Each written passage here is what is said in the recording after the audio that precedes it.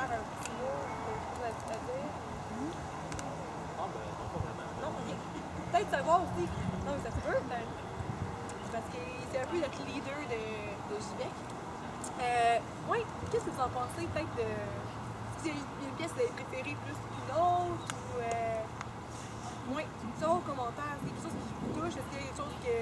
Vous vous dites la première fois que j'entends parler de ça, c'est quoi cette affaire-là? Ou. Je sais pas. J'ai adoré le témoignage. Oui? Vraiment. C'est bravo. Non, c'est vraiment touchant. La première fois que je l'ai entendu, moi aussi, le témoignage avec vous, j'avais vraiment les larmes aux yeux, là. Alors, OK, on vient pas de tous les mêmes milieux, puis moi, je trouve ça tellement beau que, comme Dieu vient nous chercher où qu'on est là, présentement. Puis, tu sais, je regarde la vie d'Hugo, je regarde ma vie à moi, c'est deux vies complètement différentes. Mais, peu importe, si moi, j'ai pas vécu ce que Hugo a vécu, moi aussi, j'avais besoin d'un sauveur dans ma vie, là. Tu sais, comme, j'ai jamais pris de drogue, j'ai jamais été de relation avec le sexe opposé, je veux dire, de débauche, quoi que ce soit, j'ai été. Mais pourtant, je suis une fille imparfaite. Et pourtant, comme Dieu dit qu'il est imparfait, que ses standards sont parfaits.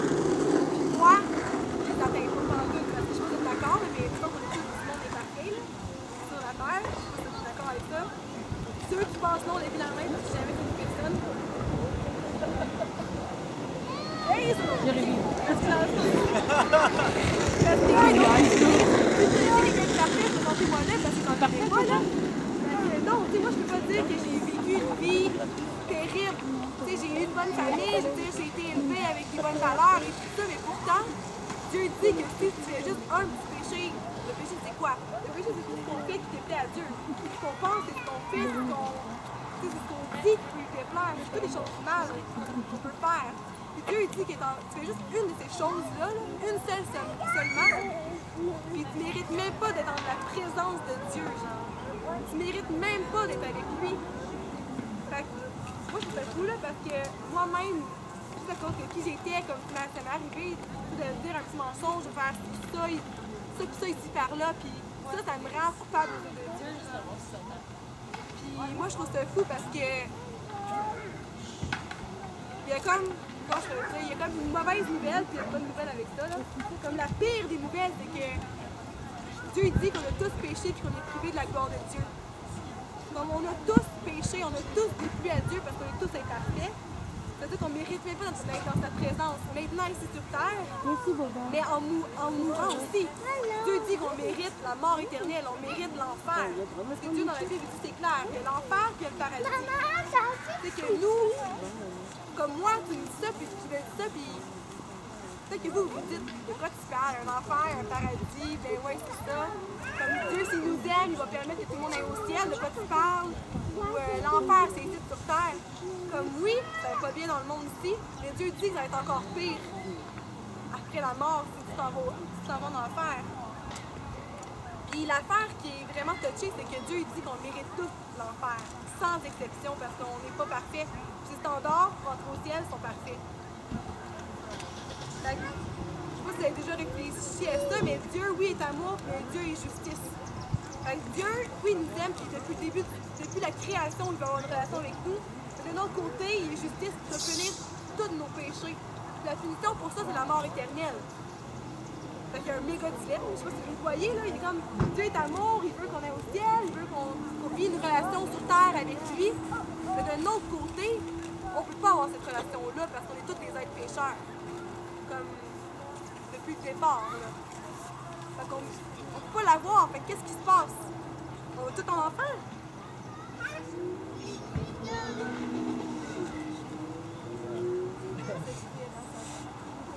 Non, mais c'est ça. Ça s'arrête pas là. Puis c'est ça que je trouve vraiment beau parce que sinon je serais pas ici. Là. Comme savoir que je vais en enfer, pourquoi je serais ici? Là. Ok, go party gang, mangeons des chips, on s'en va en enfer toute la gang, allô? C'est vraiment le fun! Tu sais, on s'en va en enfer, ben on va faire la partie tout de suite, tu sais. Non, non, c'est pas ça. Comme Dieu nous donne un choix. Comme au début, il a créé Adam, il a créé Ève, puis il voulait pas que ce soit des êtres humains qui soient obligés de l'aimer. Il leur a donné le choix à Dieu. Il nous laisse une liberté là, de prendre des décisions dans notre vie. Mais est-ce qu'on va prendre les bonnes décisions? C'est là l'affaire. Fait que Dieu, il a vu qu'on méritait tout l'enfer, toute la gang. Ça s'arrête pas là. C'est là qu'il y a une bonne nouvelle. Ça fait comme... Merci Seigneur. Fait que oui, il y a une bonne nouvelle. Dieu il dit que si on met notre confiance en lui, on peut être sauvé. En fait, qu'est-ce qu'il a fait, littéralement, c'est qu'il a dit, OK, parce que j'ai tellement aimé le monde, j'envoie mon fils unique mourir à votre place sur la croix pour vos péchés. Vous la connaissez sûrement, cette histoire-là. C'est Dieu le Père a envoyé Jésus, le Fils, né sur terre, vivre une vie parfaite parce que lui-même est parfait. Puis il est mort crucifié pour nos péchés. Ça semble être une petite histoire qu'on a entendue quand on était jeune. Puis, ah oui, le petit Jésus sur la croix. Mais quand on réfléchit vraiment, c'est comme pour de vrai, c'est vraiment plus que ça. Là. Tu te dis, non mais pour vrai, c'est drôle, hein, mais non. Non, pour de vrai, comme quand tu y penses vraiment, genre, on mérite tout l'enfer. Parce qu'on veut faire les choses de notre propre manière. On veut être nos propres petits dieux, on pense tout détenir la petite vérité, comment que le monde devrait fonctionner, comment on devrait vivre notre vie. Mais si ça marcherait vraiment de même, là, le monde irait bien mieux que comment il va en ce moment. C'est pas en faisant toute notre petite vérité que le monde va fonctionner, non. Sinon, ça marcherait déjà en ce moment, mais c'est pas le cas. Et Dieu nous donne cette liberté-là, justement, de choisir autre chose que notre propre petit moi intérieur. Puis il dit, Jésus, son fils, est mort sur la croix. C'est comme si on avait tout un petit dossier criminel, là. Ça, c'est parce qu'on a péché seulement une fois dans notre vie. Si on a fait une chose de mal. Qui a fait une chose de mal au moins dans ta vie? Levez la main juste avec ça, je suis pas la seule, là. Ok, bon, fait qu'on s'entend que je parle pas dans le vide. C'est comme, on est dans le même bateau, oui, genre, oui. Bon, ok, on a tout fait de quoi de mal au moins une fois dans notre vie. Ok, ça c'est good. Ah, Hugo en retard, moi aussi. Ok, c'est bon. C'est revenu. Mais ouais, ok, fait que là, sauf là, on a tous fait de quoi de mal, vous levez votre main. On est tous de lever votre main pour dire que vous êtes imparfait. Vous le reconnaissez. C'est bon, c'est la première étape. La deuxième étape, par exemple, c'est de reconnaître que par nous-mêmes, on ne peut pas arriver à se sauver nous-mêmes. Oui. Comme, parce qu'on est imparfait, parce qu'on a fait au moins une fois dans notre vie quelque chose de mal, c'est comme si on avait un petit dossier criminel. Moi, je l'appelle de même. Là, c'est comme si on avait tout un dossier criminel. Puis là, ce que Jésus fait, en fond, en mourant sur la croix, c'est que lui, il a un dossier vierge, OK? Il n'a jamais rien fait de mal, il est parfait. C'est Jésus, c'est le Fils de Dieu, c'est Dieu incarné, je veux dire, il est parfait. C'est comme s'il dit, OK, moi, là, je meurs sur la croix, là, puis mon dossier est vierge. Donnez-moi votre dossier criminel, toute la gang. On a tout un, on est tout imparfait. Donnez-moi votre dossier criminel, là, puis moi, je vais vous donner le mien. C'est comme si ton chum de gars ou ta chum de fille veut se pitcher en avant du train.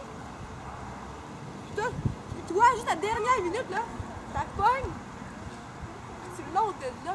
Puis, parce que tu l'ôtais de là, tu fais frapper à sa place.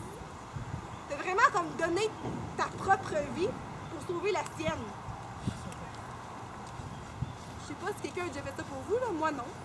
Comme je veux dire, comme une amie quelconque, non. Mais quand tu penses à ça, OK, cette amie-là qui aurait sauvé ta vie du train qui arrivait, parce que tu étais trop stupide pour mettre en avant du train, genre.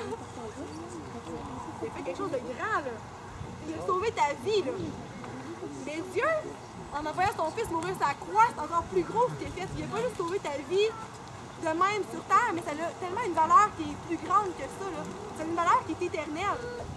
Parce que en faisant ça, si tu veux ta confiance en lui, ça te permet d'avoir une relation maintenant ici sur terre avec le Dieu. Puis c'est vrai que c'est une relation personnelle. C'est vrai que Dieu agit dans nos vies et nous montre des choses incroyables. Quand tu lui donnes vraiment la chance de faire ça dans ta vie, c'est incroyable. Fait que non seulement il sauve ta vie, il veut une relation avec toi ici maintenant, mais plus tard aussi.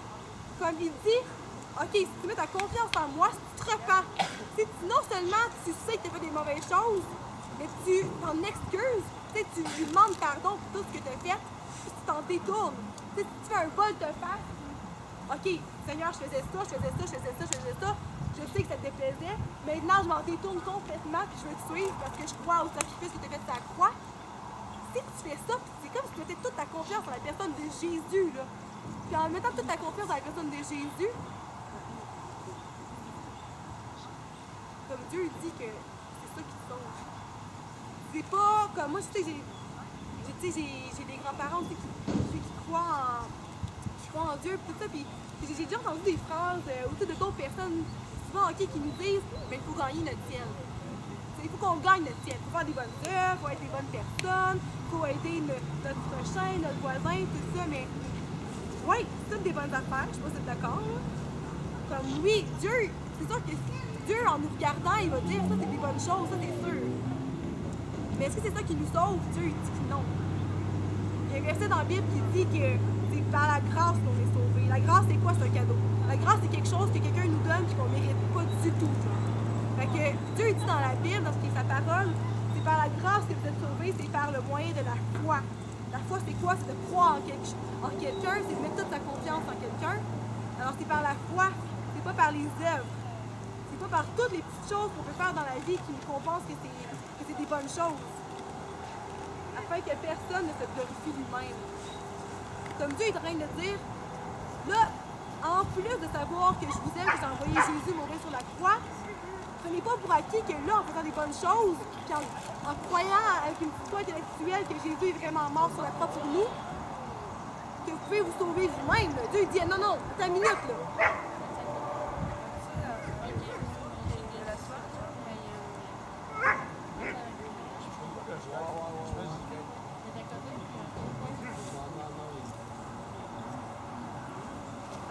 Je vais conclure. C'est correct? Qu'est-ce qu'il y a? Oh merde. Je pense qu'il est allé là. Il y a quelqu'un avec. Ok, ouais, tout ça pour conclure que... Je vais juste conclure vite là. Puis si vous voulez, il pourrait y avoir une autre pièce. Il y a Hugo, il dit qu'il y en a une autre, il y a un monologue qui est vraiment bon. Mais tout ça pour dire qu'on mérite tout l'enfer, mais que Dieu a une solution pour ça. Comme il y a une solution qui peut nous permettre d'aller ailleurs qu'en enfer. Puis l'affaire, c'est que c'est comme si Dieu nous tend la main et nous dit, OK, je suis là, j'existe. Puis si vous voulez aller au ciel, si vous voulez avoir une relation avec moi, faites juste saisir cette main-là parce que je suis là. Donc mettez votre confiance en moi et that's it. Fait que c'est pas nos œuvres, c'est pas nos bonnes actions qui nous sauvent. C'est vraiment notre foi. Fait que c'est une décision qu'il faut prendre parce que si demain vous mourrez, je sais pas si où vous pensez que vous allez, mais si demain, posez-vous la question pour de vrai, parce qu'il y a tellement de gens qui ne se posent pas la question, là. Fait que je penserai à ça, parce que si demain, moi, je meurs, en ce moment, si je suis là, c'est parce que j'ai l'assurance que je vais être auprès de Dieu, j'ai l'assurance d'aller au ciel ou au paradis, peu importe comment on l'appelle. Puis, si on est là, dans le fond, toute la gang en rouge, parce qu'on aimerait ça que vous ayez cette assurance-là aussi, parce que c'est la chose la plus belle au monde, c'est comme le plus beau cadeau. C'est quelque chose qu'on ne mérite pas, c'est vrai. C'est quelque chose que Dieu nous donne avec amour, qu'on peut bien accepter. Donc, ça te tente une dernière pièce, si vous voulez jaser ou... Non, une dernière pièce? Let's go, Hugo!